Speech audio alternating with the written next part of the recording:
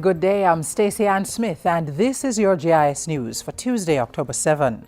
Prime Minister Portia Simpson Miller has made good on her commitment to maintain the size of her cabinet with the appointment of Derrick Kellier as the Minister of Agriculture, Labour and Social Security. Minister Kellier had been acting as Agriculture Minister when Roger Clark went on medical leave and since his death in August. Though he's been given official responsibility for both agriculture and labour, Prime Minister Simpson Miller says the two ministries will remain separate entities. Luther Buchanan has been assigned as the Minister of State in the Ministry of Agriculture, Labour and Social Security and will also retain responsibility for rural development under the Office of the Prime Minister.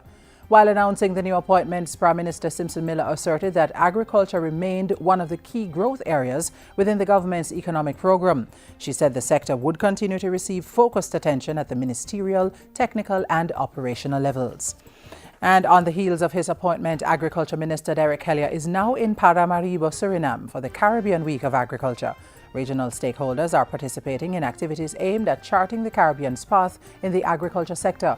Activities include a special meeting of CARICOM's Council for Trade and Economic Development and discussions involving regional agriculture organizations.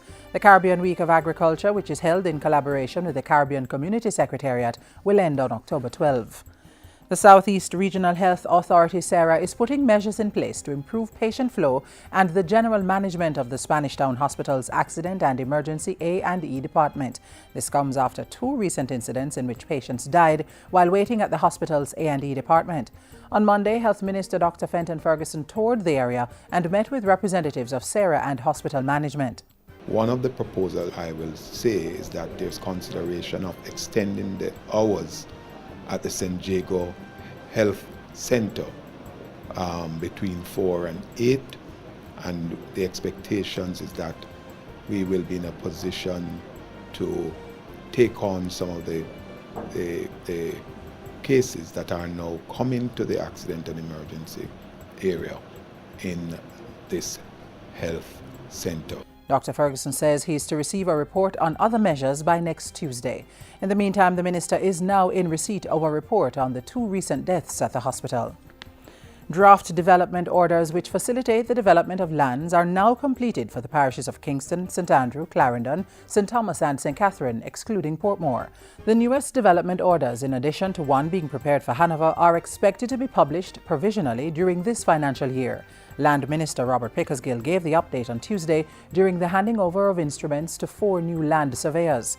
He also revealed that the Tourism Enhancement Fund and the National Housing Trust would be supporting the drafting and circulation of development orders for Westmoreland, St Mary, St Elizabeth, St Anne and St James.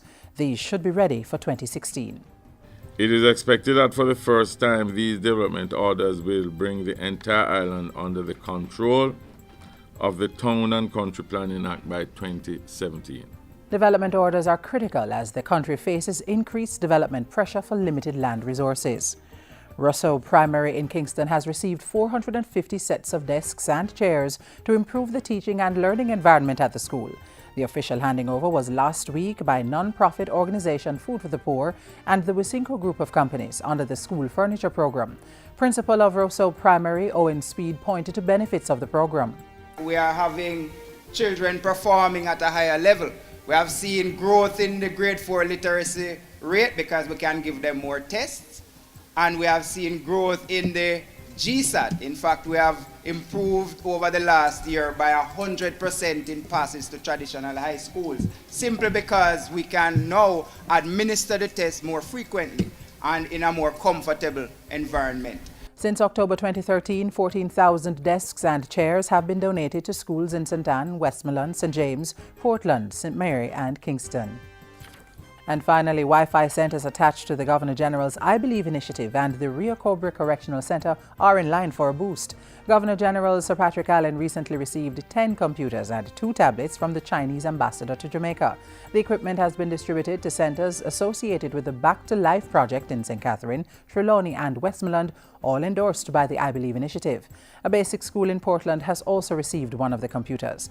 The Governor-General said the computers would increase access to education, so that you can continue doing the work you are undertaking in reaching our young people, in mentoring them, in supporting them and guiding them to developing their potentials so that in turn they can contribute successfully to the building of our nation. And that's it for JIS News today. I'm Stacey Ann Smith. Thank you for watching.